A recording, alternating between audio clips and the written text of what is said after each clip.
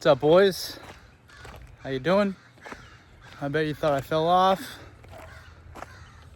I posted a 3-month update and then I kind of fell off for a little bit. I bet you all thought I quit. I bet you all thought I gave up on Japanese. Not the case, my friends. Not the case. Best I can give you, 8-month update. So I hope you'll forgive me for that. I hope this will suffice. I'm still on my journey. I've just been extremely busy. It is now summertime. I work full time at a desk job. I'm in school full time, and I also volunteer at my church full time. Pardon me. So, as you can imagine, that takes up a lot of my time. So I kind of just have to squeeze the Japanese in where I can. So I was a little late on the 6-month update. Doesn't really matter for myself, but just for the sake of documenting the journey, and other people want to be motivated and see other people continue the journey. So here's 8 months. I hope that'll work for you. So we'll dive right into it, shall we? I don't want to make this too long. I got some notes here. What have I been doing to make it work? So instead of Anki, I use a program called Umi. I don't know if you've heard of it. There is a small yearly fee you have to use for this app, but it's like Anki, except all the work is already done for you with like audio, visual cards. So you'll review one word and it'll have 3 clips from like an anime or a TV show using that word. And it's super nice because you get all the benefits of the audio, visual cards, and you don't have to learn the software to do it on your own. A lot of you guys can probably do that, but if you're like me and you're not like super tech savvy, it took me forever. It took me like an entire day to learn that software. I did end up learning it, but I don't know.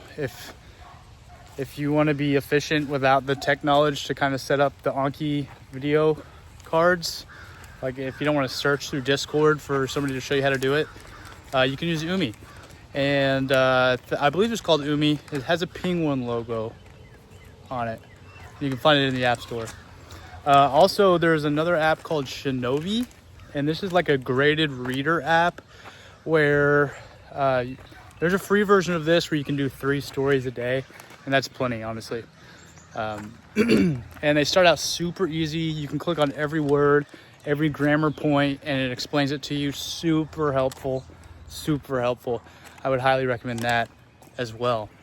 Like I said, I kind of have a desk job, and so I'm able to have headphones in. So a lot of the time, my job requires a lot of math, and so I'm having to like actually use my brain. So a lot of the times when I'm trying to figure out tougher projects, I can't have a foreign language. Oh my gosh, I'm shaking like crazy. Sorry about that. Can't have a foreign language going in my ears. But for the majority of the time, I'm able to listen to Japanese podcasts or vlogs, anything like that throughout the day.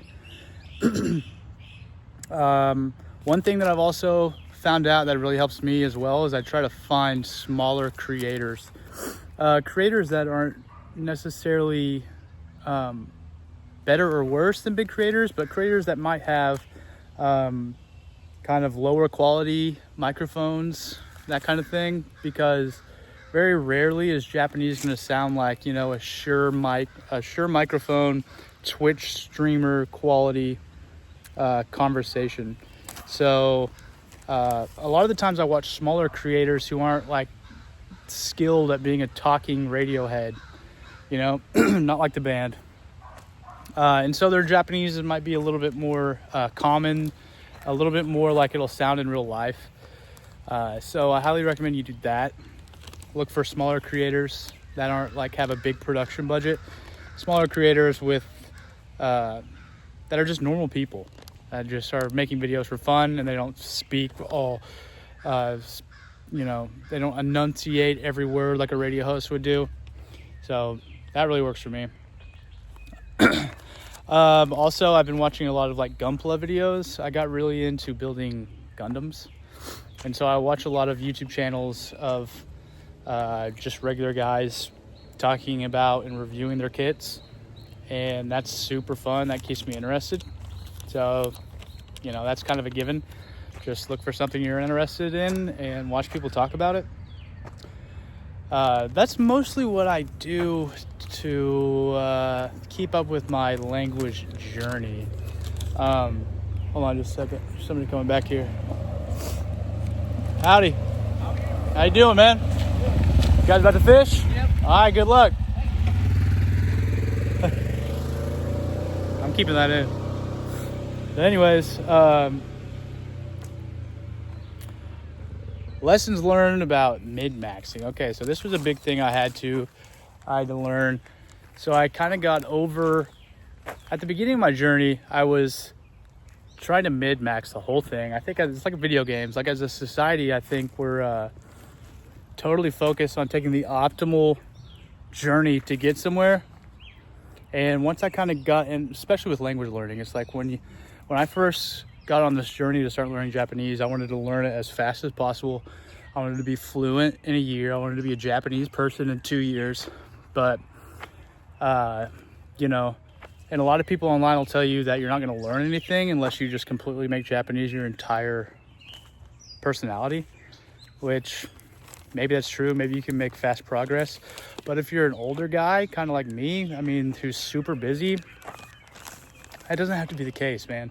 And once you get over that, once you get over the fact that you don't have to min-max your entire journey, you can take it as slow as you want, then you're going to see the forest for the trees. You're going to make real progress. And I don't know, you'll be motivated again to start learning. And once that happens, once real life kind of starts kicking your butt again and you start missing days and you're like, well, I only studied Japanese for 5 hours today instead of 8 hours. Like I said, like, oops, I accidentally listened to some English television today. Like, once you get over that, or once you hit that point and you start missing some time, then either you're going to feel like a failure and you're going to give up because you're going to have the mindset like, well, if I'm not hitting 8 hours a day, why is it even worth it? Should I even continue? But once I got over that, I either was going to burn out or I was going to continue. And I've picked up a bunch of hobbies and dropped them. And then, I've looked back after 6 months or a year and I've wondered like, man, if I would have kept going, like how good would I be right now? And that's always kind of like a kick in the butt to think that way, or kind of wonder, if I haven't have given up, where would I be now? And so when I got to that point of realizing like, hey, I'm not going to be with school and work and church, like I'm not going to be able to spend 8 hours a day learning Japanese. So should I even continue? And the answer is yes, I did continue. But it's been super busy, so that's why I was late on the update video. Sorry about that, boys. Got my notes here. It's a little windy. What it feels like after 8 months of limited time learning. So as I work and I'm listening to podcasts and whatnot, I'll find myself like half concentrating and, concentrating half on the podcast, half on my actual job, but I'm still picking up, like I'm subconsciously and like only half paying attention to all the things, all the words and phrases and sentences that I'm picking up. But then I'll pause the podcast and be like, wait a second, I was hardly even paying attention and I just caught a whole bunch of that. So that seems to be really good progress for somebody who's not spending a lot of time with the language right now. There's a lot of phrases, like everyday phrases that I can catch and I understand. There's a lot of words that I've memorized. And, when I'm speaking to somebody in English, I can in my head, I can be like, hey, I know what that means in Japanese. I could say this in Japanese, which, proves that I'm retaining this information with an hour, 2 hours of study a day. And so that feels like real progress to me after 8 months of learning Japanese with a busy schedule. And so I'm gonna keep going. Oh, also, you know, I live in a place in America where there's not a whole lot of Japanese people. Like before I found this club, right? It's like the Japan Society or something like that. And I finally found Japanese people around me. Before I found this club, I would have bet money that there was no Japanese people where I live. We have a big Vietnamese community and a big Korean community, but not a lot of Japanese. So I've started to do stuff with them, and I'm gonna start filming a lot of those trips and like outings as well, because it's just a good chance to speak to actual Japanese people. Like there was a stonemason that came here, and like a 5th generation stonemason from Kyoto that came here and just kind of gave us a demonstration and spoke entirely in Japanese with a translator. And, you know, I mean, let's be real, 15% of it I could understand, but still, I mean, I could understand 15% of it. That's crazy. After 8 months, that's crazy. And again, I'm not spending 8, 9, 10 hours a day in the language. I'm spending 2 hours or so, or some days I'm just picking up when I can, just making a solid effort not to study Japanese that day, if that makes sense. What was I going to say about that? Yeah, so anyway, the club is super cool, spending a lot of time with them, and I'm going to start filming some of those videos. But the moral of this video, it is a little update video for you guys, but also if you're an older guy like me and you have a lot of stuff on your plate right now, kids, work, school, family, wife, in-laws, anything that's keeping you busy, dude, you can still learn this language. Don't let all the videos talking about you know, you got to study this crazy plan like Matt versus Japan or any of these other insanely, you know, intelligent guys, but they just know life Japanese. And I can hyper focus on things, but dude, with a busy schedule, I don't have that much time. So I just want you to know, if you're thinking you're busy, maybe you're about to have a kid, maybe you have a kid, you know, whatever it might be, just stick with it, man, or woman, and you'll learn this language. I'll do another update probably after a year, and maybe I'll try to speak some Japanese in that video. I don't know. I don't want to say I will, because I'm still not trying to speak. Oh, I did say it's summer, but I'm taking a summer class, and it's a Japanese course. So I know I'm breaking the rules by taking traditional studies for Japanese, but again, dude, you got to get it in where you can, my boys.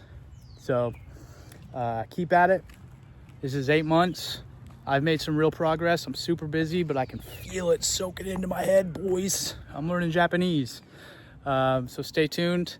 And at a year, I'll have probably some serious progress made, because I'm going to Japan in April. And if I keep it up by like how I'm going right now, I'm gonna know plenty of Japanese for that trip. So just stay tuned. Thanks for watching. Peace.